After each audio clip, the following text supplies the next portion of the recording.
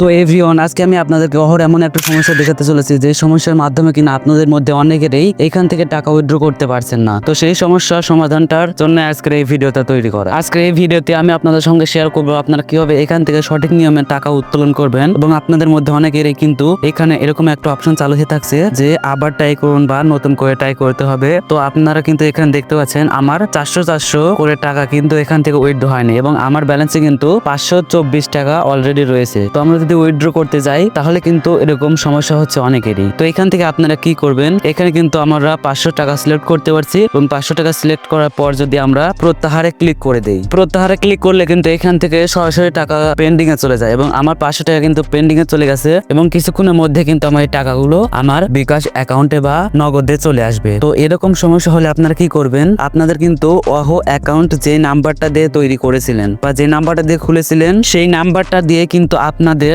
একটা বিকাশ অ্যাকাউন্ট বা নগদ অ্যাকাউন্ট থাকতে হবে, নইলে কিন্তু আপনি এখান থেকে পেমেন্ট নিতে পারবেন না। আর হ্যাঁ, আর একটা কথা, সেটা হচ্ছে আপনার এই টাকাগুলো যদি অনেক দিন পুরনো হয় বা অনেক আগের টাকা হয় তাহলে কিন্তু আপনি এখান থেকে উত্তোলন নাও করতে পারেন। মানে আমি বলতে চাচ্ছি আপনারা এখান থেকে পেমেন্ট নাও পেতে পারেন। আপনার টাকা যদি পুরাতন হয় বা অনেকদিন আগের টাকা হয় তাহলে কিন্তু আপনি এখান থেকে পেমেন্ট নাও পেতে পারেন। তো আজকে ভিডিওটা এই পর্যন্ত। ভিডিওটা ভালো লাগলে লাইক করবেন, কমেন্ট করবেন, এবং সোহান টেক বিডি চ্যানেল নতুন দর্শক হয়ে থাকলে চ্যানেলটাকে সাবস্ক্রাইব করবেন।